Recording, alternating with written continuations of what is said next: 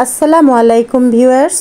গরমে আমার মতো পাঁচমিশালি মাছের ঝোল কারা পছন্দ করেন, আজকের রেসিপি তাদের জন্য। দেখে নিই পাঁচমিশালি সবজি চিংড়ি মাছ দিয়ে কেমন করে রান্না করি। 1 কাপ পরিমাণে চিংড়ি ছিলে নিলাম, ভালো করে ধুয়ে ভিতরের যে রগটা থাকে চিংড়ির সেটাও কিন্তু বের করে নিতে হবে। তারপরে তো ধুয়ে তারপর পানিটা ঝরিয়ে হলুদ লবণ, হাফ চামচ লবণ, হাফ চামচ হলুদ, 1 চামচ মরিচ দিয়ে মেখে রাখলাম। আর এই যে এটা কি চিনতে পেরেছেন আপনারা? দেখেন তো, চেনা যায়? মিষ্টি কুমড়ার বীজ। মিষ্টি কুমড়া রান্না করেছিলাম, বীজগুলো রেখে দিয়েছিলাম, সেটা আজকে ধুয়ে নিচ্ছি। এটা আজকে একটু ভাজি করব। এখানে পাঁচমিশালি সবজি নিয়ে নিয়েছি, বড় বড় করে কেটে নিয়েছি। করলা দিয়ে আজকে পাঁচমিশালি সবজির ঝোল রান্না করব চিংড়ি মাছ দিয়ে। গরমের দিন এই সবজিটা খেতে বা এই তরকারির ঝোলটা খেতে খুব মজা লাগে।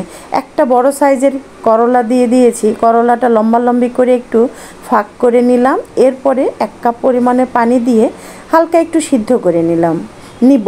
আসলে সাথে কিছুই দিব না, লবণ হলুদ কিছুই না, জাস্ট করলাটাই একটু সিদ্ধ করে নিব। চিংড়িটা ম্যারিনেট করে রেখে দিয়েছি। আর একটা প্লেটের মধ্যে সেই বীজগুলো নিয়ে নিলাম মিষ্টি কুমড়ার। অনেক দিন ধরে এই বীজটা ভাজবো করে ভাজাই হয় না, প্রতিবারই দেখা যায় যে তরকারির সাথে দিয়ে দিই আমি।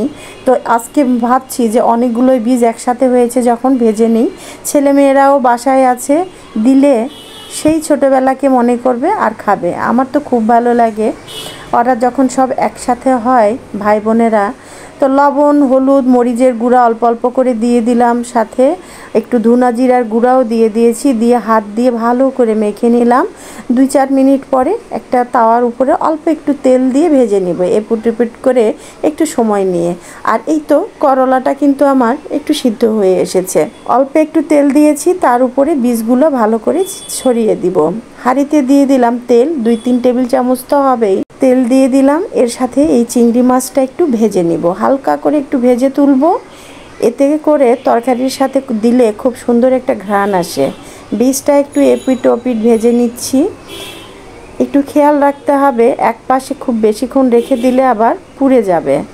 তো এই তো চিংড়ি মাছটা একটু ভেজে নিচ্ছি হালকা করে, খুব একটা ডিপ করে ভাজবো না, তাহলে ডিপ করে ভাজলে দেখা যায় তরকারির কালারটা একটু আলাদা হয়ে যায়। বীজটা একটু এপিট ওপিট নেড়ে নিচ্ছি। আর এটা খুব তাড়াতাড়ি কিন্তু ভাজা হয়ে যায়। চুলার তাপটা খুব ডিমেতে রেখে দিলে ভিতর থেকে একটা ক্রিস্পি মচমচে ভাব হয়, খেতেও ভালো লাগে। চিংড়ি মাছটা ভেজে তুললাম, সেই তেলের মধ্যেই দিয়ে দিচ্ছি 1 চা চামচ কালো জিরার ফোড়ন। আর গরমের দিনে মাছের ঝোলে কালো জিরার ফোড়ন খেতে কিন্তু ভালোই লাগে। 1 কোয়া রসুন আর কালো জিরা দিয়ে আমি একটু হালকা করে ভেজে নিব। এরপরে 1 কাপ পরিমাণে পেঁয়াজ দিয়ে দিব।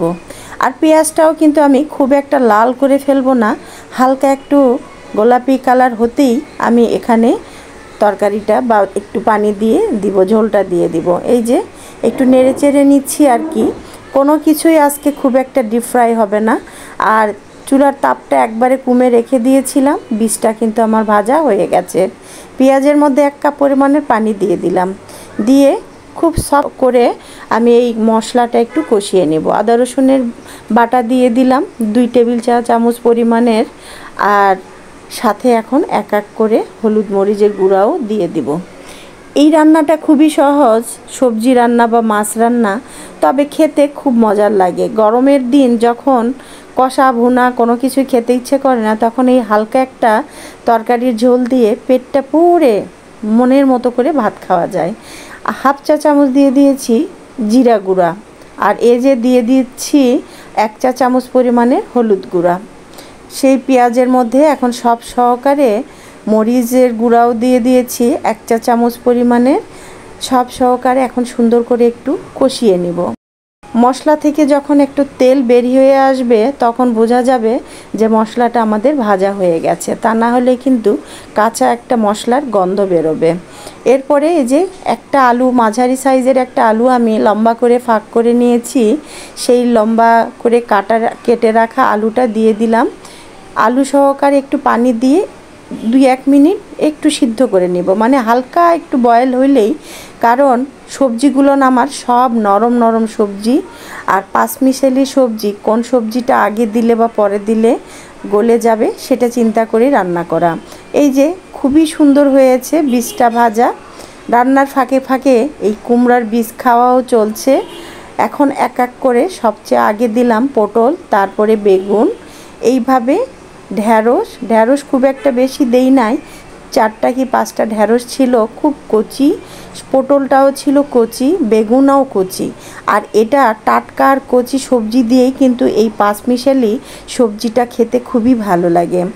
আগে থেকে ভেজে রাখা চিংড়িগুলোও দিয়ে দিলাম, সব সহকারে একটু কষিয়ে নিব, ঢাকনা দিয়ে দিলাম। এই যে দেখতেই পাচ্ছেন এতগুলো সবজি কতটুকু হয়ে গেছে। আলুটা দিয়ে কিন্তু আমি আগেই 2 মিনিট জ্বালিয়ে নিয়েছি, যার কারণে সবগুলো সবজি আমার সমানভাবে আছে। এখন এর সাথে অ্যাড করে দিব করলা। যারা আপনারা মনে করছেন যে করলা তরকারিতে দিলে তিতা হয়ে যাবে, খাবো কেমনে, কোনোভাবেই সম্ভব না। এই রান্নাটা আমি যে প্রসেসে করলাম, পাই টু পাই এভাবেই যদি করে থাকেন তাহলে এতটুকুও তিতাল তো লাগবেই না, বরং করলা তুলে তুলে খাবেন, মুখের মধ্যেও আপনার তিতা ভাবটা লাগবে না। কাঁচামরিচ দিয়ে দিলাম 2-3টা, কাঁচামরিচের ঘ্রাণ তরকারিতে খুবই মজা লাগে। সাথে দিয়ে দিচ্ছি পরিমাণ মতো একটু পানি, এরপরে ঢাকা দিয়ে দিব। দেখেছেন কতটা সহজ, তাই না? ভিডিওটা স্কিপ করবেন না, তাহলে দেখা যাবে কোনো না কোনো পার্ট বাদ পড়ে যাবে, আর আপনার পাঁচমিশালি সবজিটা বা তরকারিটা অতটা স্বাদ হবে না। এই তো ঘরে যা আছে খুবই সহজ রান্নাটা, দেখেছেন তো। এর সাথে বাড়তি একটু ঘ্রাণ এবং স্বাদের জন্য 1 চা চামচ জিরা টেলে নিয়েছি, সেটা গুঁড়া করে এই যে দিয়ে দিলাম উপরে। দেখেছেন কি সুন্দর একটা গামাখা ঝোল হয়েছে, আর এত সুন্দর ঘ্রাণ। নিজেরা একটু তৈরি করে নেবেন, ভালো যদি লাগে অবশ্যই কমেন্ট করবেন কেমন লেগেছিল। আজকে এই পর্যন্তই, সকলে ভালো থাকবেন। আল্লাহ হাফেজ, শুভ দুপুর।